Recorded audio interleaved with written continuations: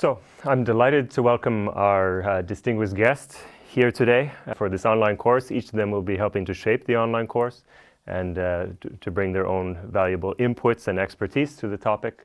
Thank you, Stephen. So yes, I'm Dan Ridley-Ellis from Edinburgh Napier University. My background, my educational background at least, is in engineering, in steel and masonry in particular. But I've been working in the area of wood and wood technology, wood science, since about 20 years.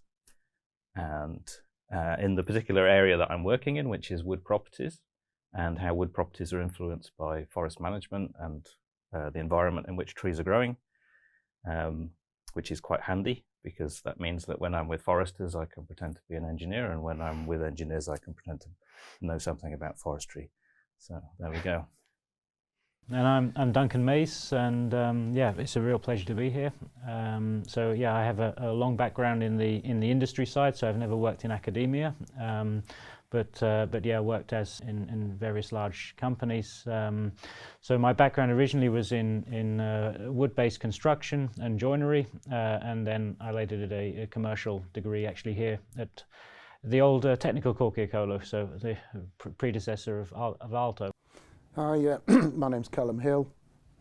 I've been working in wood science since 1994, but prior to that I was mostly working in chemistry research topics, and the last research area I worked in was at Bangor University in the chemistry department. I ended up working with wood, thinking how complicated can it be, it's just another polymer. That was much more than 20 years ago, and I've been finding out how complicated wood is ever since. Well, there's different ways that you can take that question, I suppose. How haven't we solved all the problems, even though we've been working in wood for so long? Wood is complicated. Maybe it's because we haven't been able to get a better job. Maybe it's because we like working in the area. I think actually one of the things that I like working in wood and forestry with people is that the people tend to be pretty good, like nice, friendly people, open. I think they have a nice view on life, and a lot of them feel quite good about the thing that they're doing. They're thinking that it's making lives better for people. So it's quite a rewarding job in that way. It's just that wood is so blooming complicated. That's the one downside of it. And yeah, there's always too many problems to solve.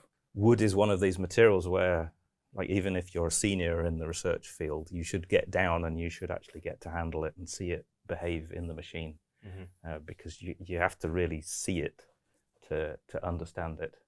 You have to touch it, you have to smell it, you have to lick it to kind of get the real feel for it. The challenge we always faced, in industry was how to sort of make the construction industry trust in a natural material, because there was always the natural concerns about biological durability, the risks of water damage and decay and rotting and all of these things, and of course the topic of fire, all of these issues. So and whenever you try to convince the construction industry to shift from concrete or steel to wood, then these are always thrown at you.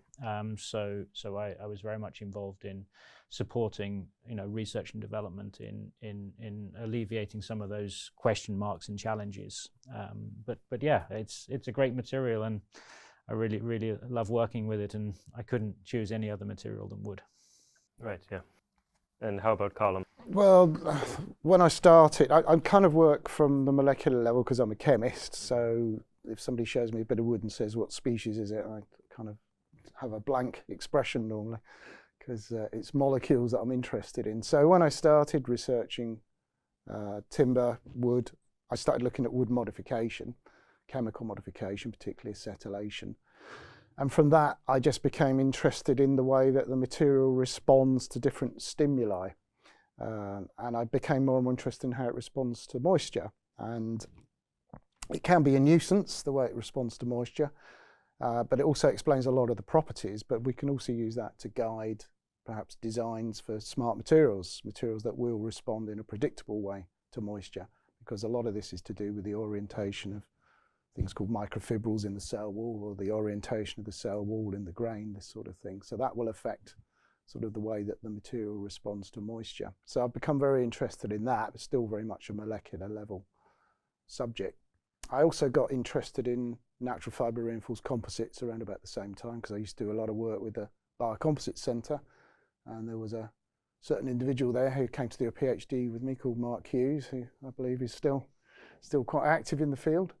So he did a particularly fine piece of work looking at, we were looking at the defects that you get in natural fibres and how that induces premature fracture in the composites, which at the time nobody really understood why it was happening, and he kind of solved that puzzle. So a lot of what I do is still to do with solving these puzzles, and I think that we would all agree with all of us that do research in this is that we like puzzles, we like solving mysteries, and there's plenty in wood.